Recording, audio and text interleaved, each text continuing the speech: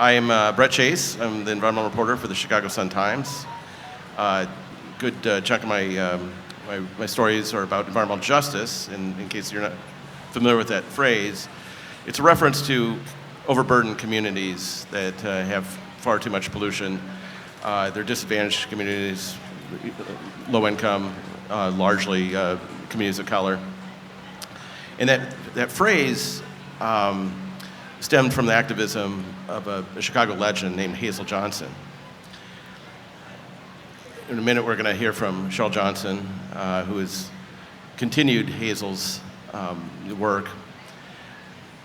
And we have two poets who wrote poetry inspired by Hazel. And the way that came about was an environmental group called the Natural Resources Defense Council had commissioned a total of 4 poets, so we have half of them here, to honor Hazel and to write these poems. So I will be introducing Taina Onumonu and Luis Carranza in just a little bit.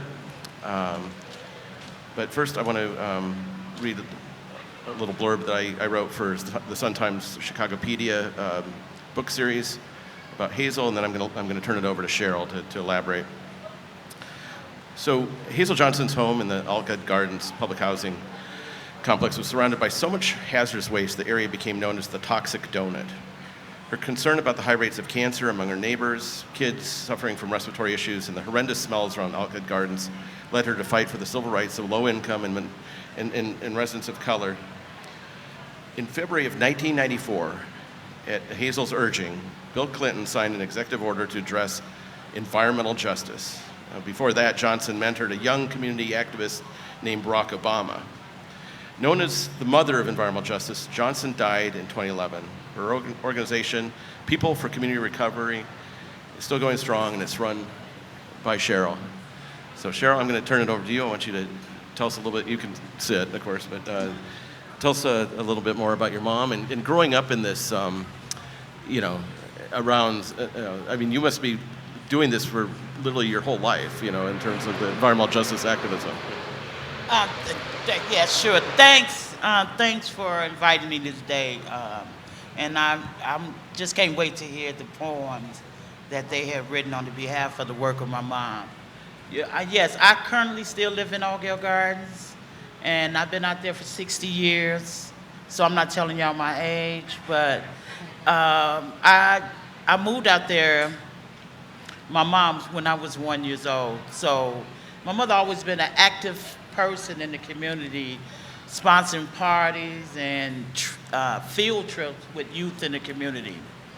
And she used to be part of our local advisory council, but she felt that they weren't doing enough to represent the community, so she formed People for Community Recovery in 1979, June of 1979. As a result of her work, 10 years prior to that, my father died of lung cancer. And she was wondering why so many people in our community had was suffering from some form of cancer. So she decided to form the organization 10 years later because she started to notice that there's a lot of industries in our community and the smells was unbearable. So from her own personal research, she was able to find out that we had 50 documented landfills in our area, 250 leaky underground storage tanks, 4 toxic lagoons, and over 350 different type of pollutant entities, from steel mills to chemical plants to processing, disposal. So she felt that was wrong to have such contamination so in proximity of community. And there wasn't no voice. Because we have to remember that the United States Environment Protection Agency was erected in 1969. So prior to that, we didn't have any protections that we have today in regards to air, water, and land.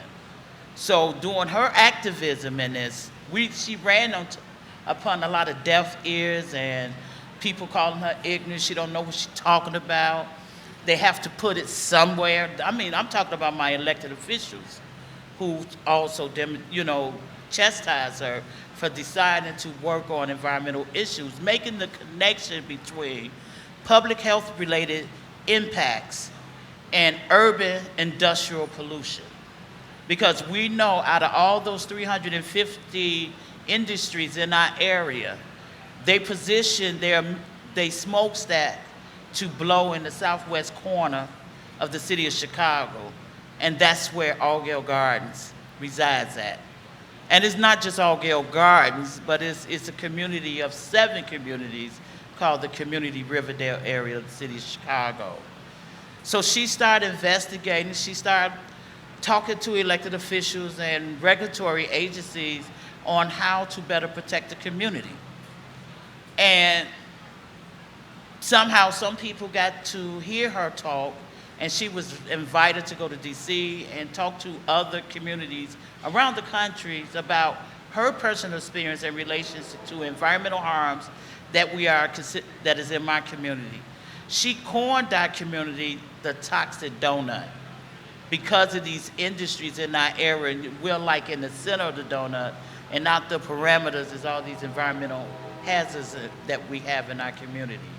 So labeling that and just speaking passionately about the need for us as people to get to have the right to know what type of industry that you live next door to, but also to educate you as the general public to say that I always remember this specific phrase that she says. She said, if we as people don't protect our environment from all these chemicals, we're gonna have a change in the weather pattern. Now this like 30 years prior to her death that she was speaking these terms. And here today we're dealing with climate related issues as we experience today. So to say, and to also talk about, we need to find alternative solution. She used to call them windmills, but we're calling them wind turbines today. So she had an insight to what impact, that negative impact we is doing as consumers, and she just wanted to make the public aware about the connection to that is that it's the deterioration of communities, the deterioration of the public health, and we need to change that because she always says she want to be part of the solution because many of the people is part of the problem. Because I asked the audience here today, how much do you really think about your garbage? When you think about it, you put it in a dumpster outside your house, but the thought process is over. But it don't magically disappear. It goes somewhere. And most of the time it goes into the least resistant, apolitical community that's already struggling with other economic, social problems. Because they tend to think that people don't care about it. But we're a witness from her work that we do care about those things. She always talked about the 3 cycle: reuse, reduce, recycle. But we don't do the reduction. We're part of the problem, and I hope to see the chastising that she's been through to get to the point of where we are today.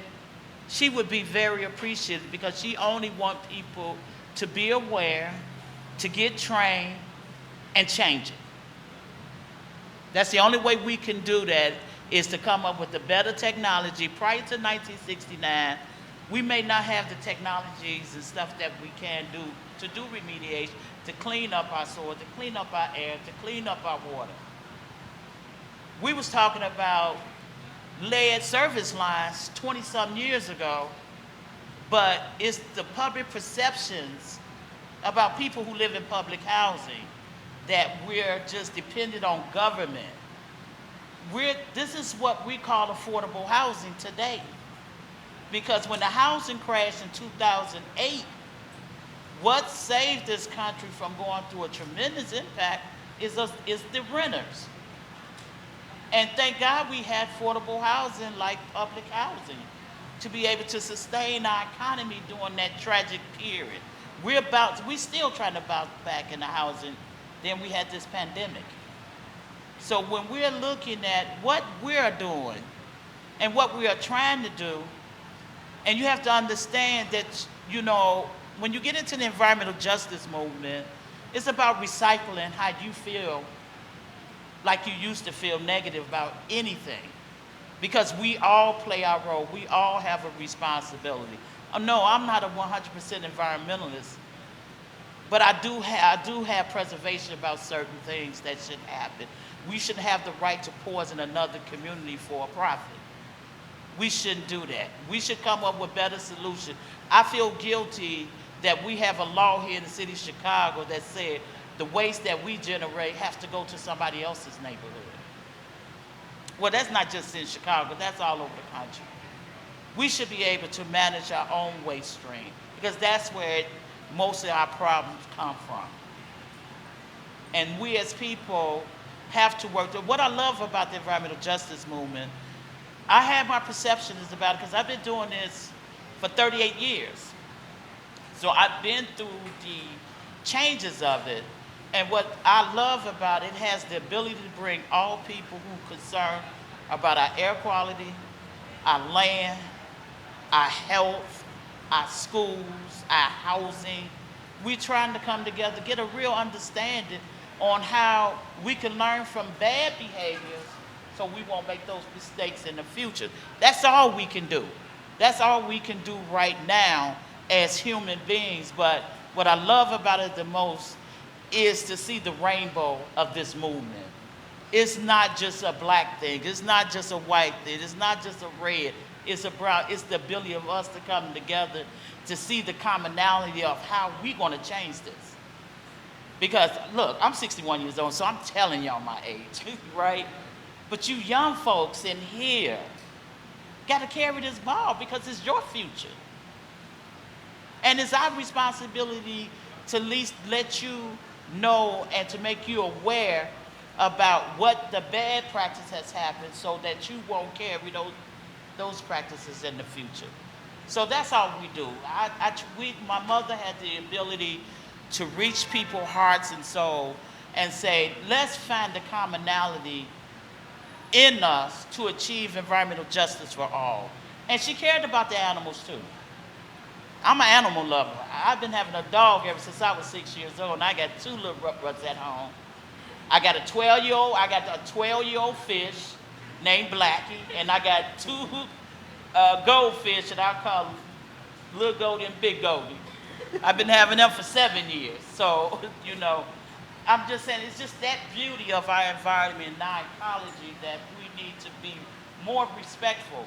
And I'm going to close with saying, my mother used to say, if we don't change it, then Mother Earth know how to show us how to change it. Thank you. Look, I'm passing the mic at you. I dropped the mic. Thank y'all. Thank you for that. I'm just going to make a comment before I turn it over to the poets. As a reporter covering environmental justice across the city, I mean, I see Hazel's legacy in the fight over, General Iron, General Iron's proposed move to the southeast side. I see Hazel's legacy, the fight in Little Village over closing a coal-fired power plant and then the reuse of that land. And the asphalt plant across from McKinley Park. I mean, there's another car shredder in Pilsen. I mean, there's fight after fight, and Cheryl, you now have a whole host of groups that are also doing the same sort of work. So, Taina, tell us a little bit about yourself. Tell us about the poems you're going to read. I understand you're going to read the poem that was actually inspired by Hazel, but also the poem that I guess got the attention for this group NRDC to ask you to do it. Well, thank you so much.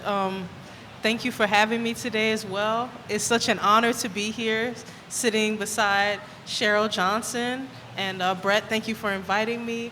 Luis, we did the project together during National Poetry Month. we were commissioned by NRDC to produce a poem about Hazel M. Johnson and how she began this fight for environmental justice and became the mother of environmental justice. So I'll be doing that piece today. Hold on, my notes. So it is called Greetings from the Moon, the Sacrificial Side. And I'll also be doing a piece called Free Range. It's not exactly about environmental justice in the way of natural life, but I like to think about environmental justice in the way of thinking of urban disenfranchisement. So growing up in the Jeffrey Manor neighborhood on the southeast side, I had to take the CTA going home and going to school in different places. And I think about the way the slowness that my bus would run, different things that I experienced in my neighborhood, economic disinvestment, school closings during Rahm Emanuel's time. And all of this for me fits into environmental justice or environmental racism, but maybe more on the urban side rather than the natural life. Okay. Oh, a little bit about myself. Did I do it? I don't know. I'm a poet from Chicago, Jeffrey Manor stand-up. I said that already. Yeah, I've been doing this since I was 10 years old, and it's so enriching to be able to write work that is relevant to my context, being from Chicago, being from urban environments, and being from neighborhoods that struggle with economic disinvestment. This is very special to me, so I'm so grateful once again to be given this position. The first poem, once again, is called Greetings from the Moon, the Sacrificial Side. Smile pretty like southeast side, post-industrial smog smize. I surmise my city was named for winded citizens, not shady politicians, dust in the wind, fugitive particulate. They feed us neurotoxins, then label us neurodivergent. And how ironic that alt-geld projects be coined the gardens, birthing room of environmental justice, where malignant polyps bloom, and gang violence be lesser evil to carcinogenic tombs, the stuff of fables, because poverty is immoral and punishable by death, environmental apathy be sworn decree, no morality clause for the powers that be. In 1969, the husband of Hazel M. Johnson met his untimely demise. Only 10 years had gone by since they moved to the sacrificial side. But on the bright side, folks celebrated the Apollo 9. You see, some train their entire lives to go to the moon, while others just get flung there.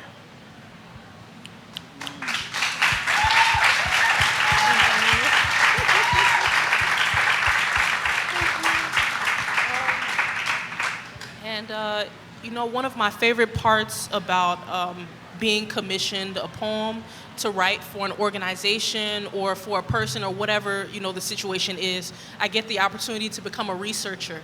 And I was so grateful, Cheryl, to be able to research your mother, Hazel Johnson, and how you all came to be in this arena as a family.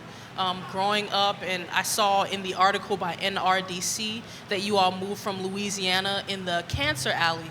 And I thought that was so interesting how we can move from one space of pollution to another. It really reminds me a lot of the Great Migration and how African American people moved from the South to the North, expecting to have a better quality of life when it comes to being able to seek jobs socially, politically, economically. We know the whole bit, but we're greeted with Jim Crow-like environments like redlining and things like that. So all of this history ties in together. And that leads in, should I go ahead and do the second? Okay, yeah. So that leads into my next piece. Bring it up. Hello. Oh. I'm so sorry. That leads into my next piece. It's called Free Range.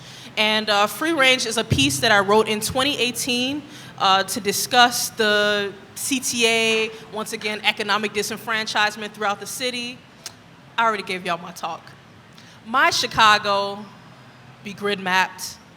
Superman up high, spot train car lines like speeding bullet through cityscape. Ah, what a sweet escape. I fall asleep on one side, blue-red, then wake up black-white. I always knew that a red line split the city black-white. I never took issue with this until nightfall. You better be on your side by nightfall, but never mind that. CTA, the great equalizer, rich dad, poor dad collide here. Rush hour jam-packed, personal space now mythic past, all aboard the mystery machine. I used to ride for hours just to Christopher Columbus neighbor nooks unseen. My scope widened every time I'd board a new line. Why we be sectioned off, bracketed, rather than just one line? Thoughts swirl as I read billboard signs.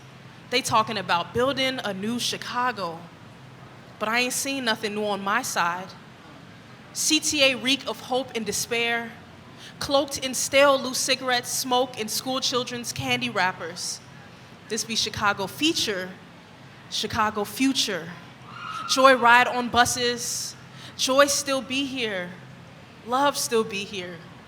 Bucket boys wrist ricochet heartbeats off the air. Their wooden staff split traffic like Red Sea. Come see my cityscape dream. Youth ready, witness their glistening eyes gleam. Access. If they get it, believe me, they got it. Open these unmarked borders. Listen to these kids kidding around. Can you hear them skipping the dozens over turnstiles?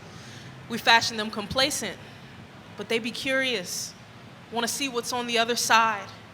I was far into my high school years before I frequented the northern sector of Lakeshore Drive. But why is that? When the city has always been mine. Or has it?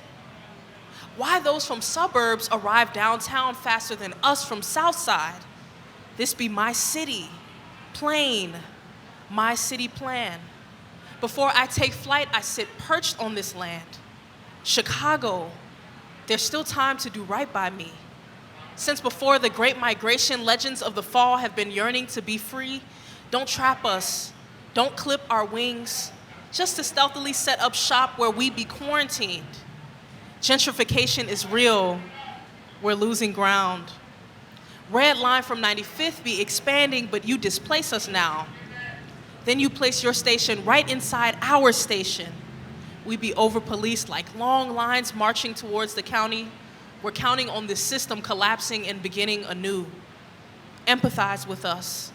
On your feet, place our shoes. What if your kids were left out of the loop?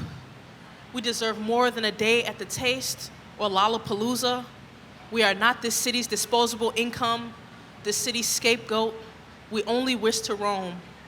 We only wish to roam free range. Thank you.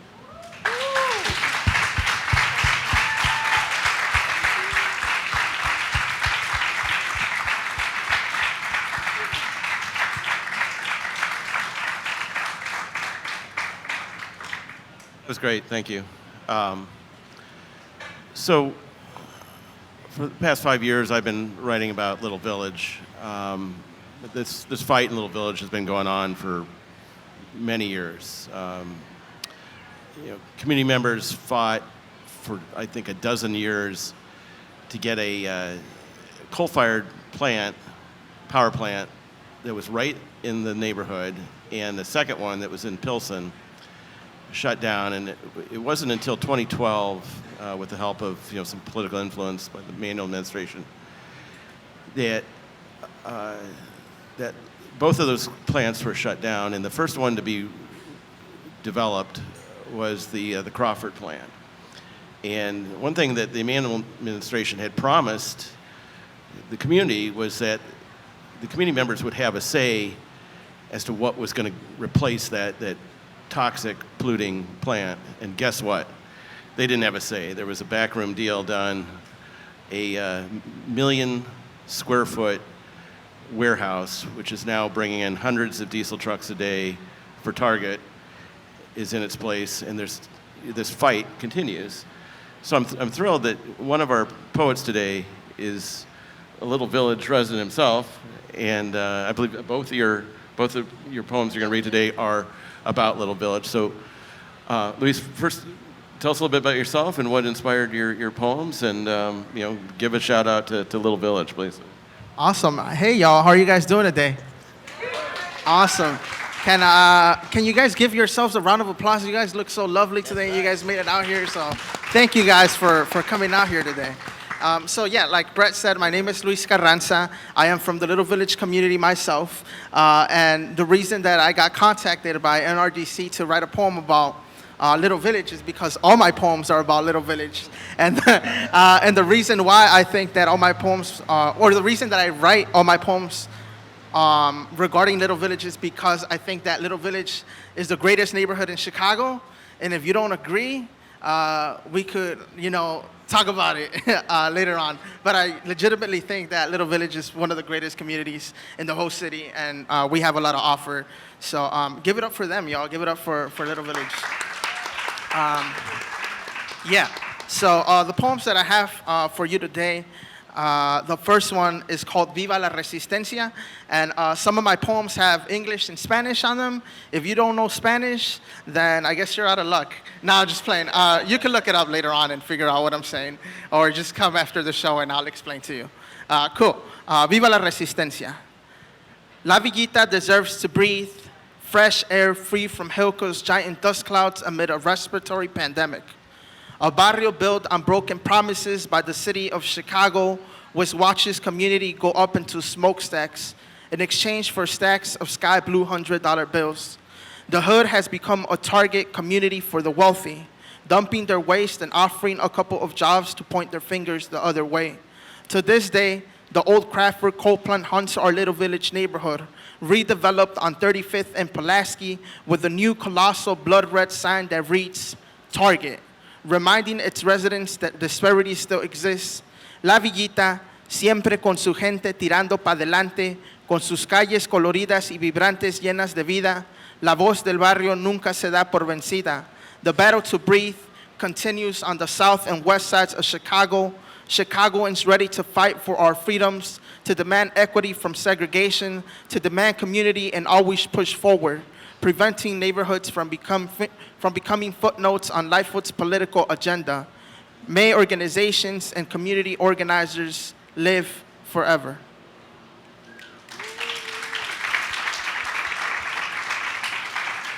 That is that poem.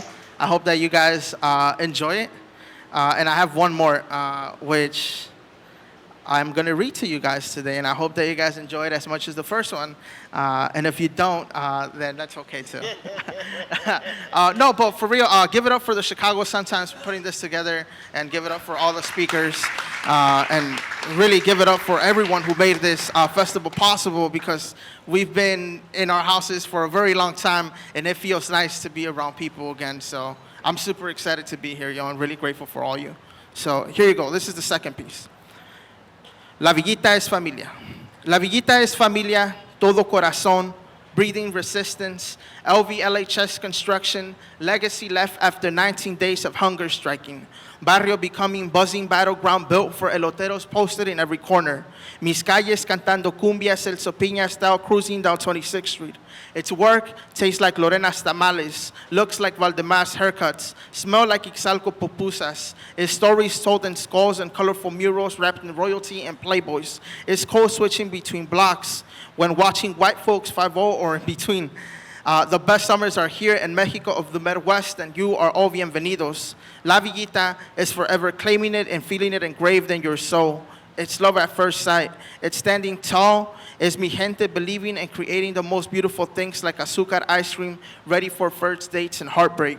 It's ever-changing and celebrating all the month of August in the rhythm of rap, salsa, bachata, y norteñas. Here, aquí, somos el sol que cae en el atardecer y renace en la mañana. Somos libres como la lluvia, como la raíz de todo lo que nace. It's damn near wanting everything and the best for your family, but having nothing but work. We are everything that has been ripped away from our home countries and still not forgetting our identity. Aquí, todos somos esperanza. So that's that piece. And as you could tell, Little Village has a long history of having to fight for the things that they deserve. I actually attended Little Village High School, and Little Village High School is also a very special place to be at. If you guys don't know, they had to hunger strike to build that school. They demanded it from the city because we got promised a school and that school never came. Our funds got, relocated to another school. We don't talk about that because, everyone deserves education. But it got relocated to another school. But then we had to, we had community members hunger strike and made that school possible for us. And then, the Hilco thing happened a couple years recently. And so, my community comes from a long line of fighters. And so I'm very proud of that. And, I try to bring that everywhere I go. So that's that.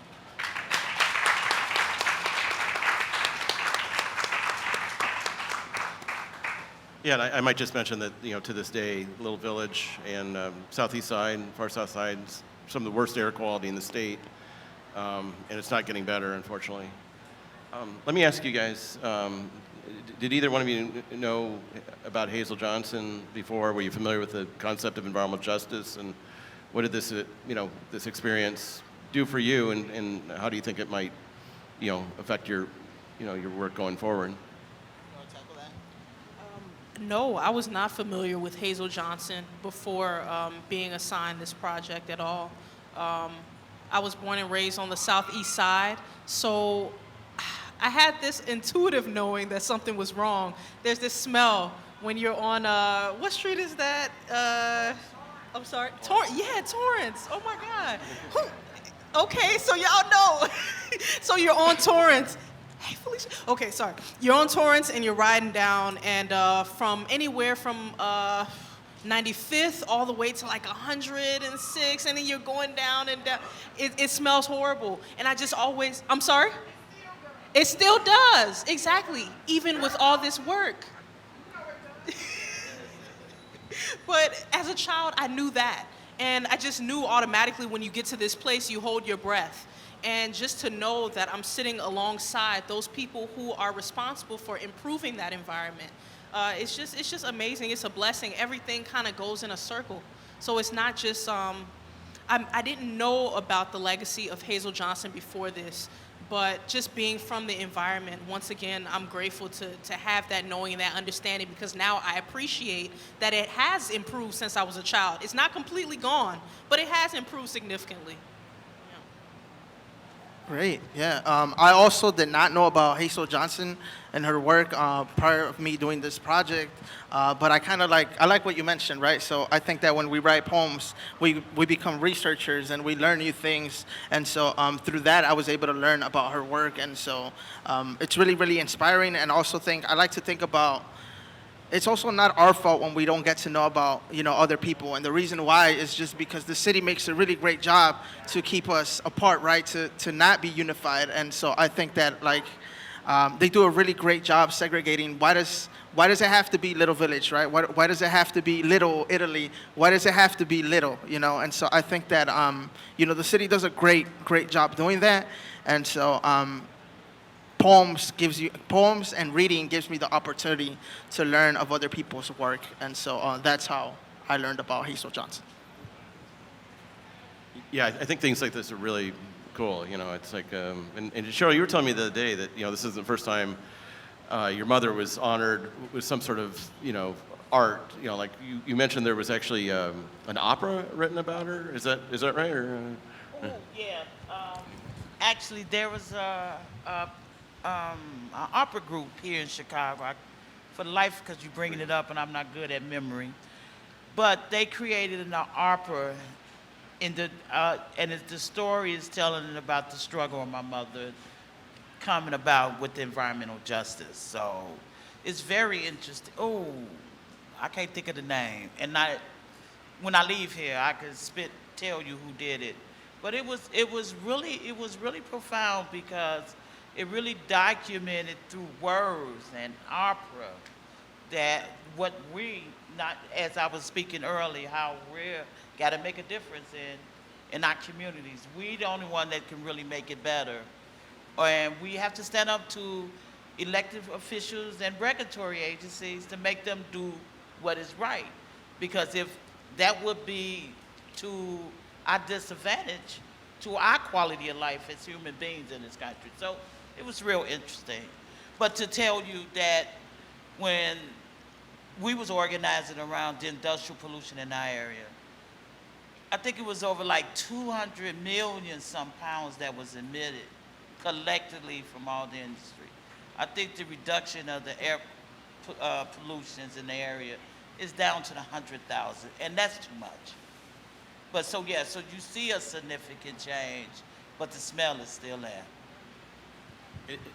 I believe that the toxic donut is still being cleaned up, right? I mean, these things take a long time. I think it's getting closer, but the US EPA designated that whole area. I think they call it the Calumet Cluster. You know, it's really a number of Superfund sites, but they consider it one giant one. And I think there may be we're coming to a point where there maybe is going to be some discussion about the reuse of the land, or.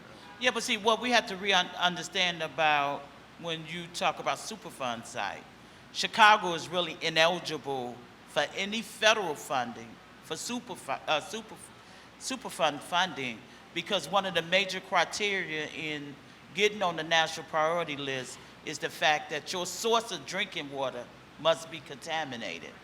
And since our water is filtered through the Lake Michigan, we make us ineligible. But there was a movement before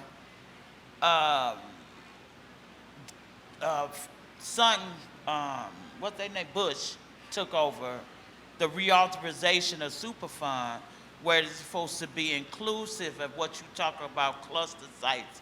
But I think they are now, because there's an interagency working group to achieve environmental justice, and we're hollering for cumulative impact. So you're starting to see those clusters coming back, but the eligibility for the funding to really clean it up, Chicago's still ineligible for it. Blah, blah, blah. Yeah. Yeah. I'll also mention, did anybody, first of all, how many people are familiar with the term environmental justice? Is that okay? So, one thing, I think that was the EPA came up with that phrase. Here at Region 5, United States Environmental Protection Agency, right here, 7070 West Jackson. When we started, we wanted to call it with them because from the regional standpoint, we've been working with them to come up with solutions. We came up with the Southeast Side Urban Environmental Initiative that listed a lot of air quality, land issues, and stuff like that. So when we looked at this package that collectively the environmental community Chicago created in 1994 or 6, it clearly said that department should create an environmental racism department, and that's where we were shooting at. So they was coming up with environmental equity. We said ain't nothing equitable about the distribution of pollution in my community versus other neighborhoods. So eventually there was a movement when we got started in 1979. There was a movement. We became incorporated in 1982, still doing this type of work. But there was a movement around the country that's happened in different pockets of, like in Email, Alabama. They was fighting a PCB incinerator where under the leadership of Dr. Benjamin Chavis. And that's when United Church of Christ and Dr. Benjamin Chavis got together and did the waste and race report that clearly state that black and brown communities around the country are disproportionately negatively impacted because of these industrial developments that has happened in our area. So that's when the movement of Dr. Benjamin Chavis is calling it, we're going to fight for environmental justice. So that's how that whole justice came about. But my mother was very instrumental under the Clinton administration to witness the signing of the executive order, Environmental Justice Executive Order 12898. Because just like I said, when US EPA was erected, they had no jurisdiction to work with community. They was only mandated to regulate industry and work with academic institutions. So that means that community-based organizations and neighborhood could not get any type of information or resource from the Department of US EPA. So when Clinton signed the executive order, it opened up the door for us to be able to get the resources and the technical assistance to look at and review their environmental policy, make sure that they're not deliberately discriminating against neighbors based on race, class, based really on the rights of the civil rights. But that's historically has been the practice. So now, you know, there's a movement in on the national level called the National Environment Protection Act, NEPA as we call it, that is being threatened. But there's a group of us that's working to trying to incorporate civil rights in it, because that's the main thing that protects and regulate industry and help public health and all that other stuff. But there's a movement to be able to change some of the laws for the best interest of industries. So we're gonna have to fight that, you know, because in Chicago, we don't have an environmental justice ordinance. We don't have a cumulative impact. We don't even have in the state of Illinois an environmental justice ordinance. But we have Illinois Environmental Justice Commission that is not funded. So we have a lot of work as people in this state to make sure that, because it's not just talking about my neighborhood, it's the protection of everybody's neighborhood. You know, there was a movement, Bubbly Creek, where they threw all the carcass from the cows, you know, they were slaughtering to build houses over there. You know, developers, you know, even though Allgale was built on the sludge landfill that was operated by Georgia and Pullman, who was making the railroad cars back then, you know. But today we have the knowledge and we have the technology to remediate a lot of these contaminants. We just got to make sure that it happens. You know, right now we're in a lead service line crisis. You know, we've been talking about that 25 years prior to my mother's death about lead service line, because we was one of the first community organizations that forced the Chicago Housing Authority to eradicate lead-based paint out of the houses. And we know historically that Robert Taylor was not just torn down because of this transformation plan. We know that over 40-some% of those young kids 6 and over was lead poison. And the city didn't want to take responsibility for those kids that had been poisoned. So if they're paint chips, there's dust. And then we're not even talking about lead that used to be, and not use leaded gas in our cars. And the sediment from that, they didn't disappear, they just only multiplied. You know, anybody know a comedian that used to be Robin Harris, I think his name from here. He came up with this cartoon called Baby Kids, They Don't Die, They Multiply. And that's what I say about chemicals in our communities. They don't die, they multiply. And they have 500 years half-life. So that means that's gonna be their generational if we don't clean it up. And we do have technology, and that's why it's important that I see the work of my mother. A lot of people don't know. My mother did a lot of work with Columbia University when she started, and they didn't have any kind of curriculum for their law students. She inspired Columbia University to create an environmental law curriculum, and they was one of the first law schools in this country that had a curriculum. And now we see we got it at Kent College here, we got it at most universities here in Chicago, but they didn't have environmental law that they was teaching to their students. Well, I'm getting the signal that we have to wrap this up. So thank you, all three of you. This has been a great conversation, and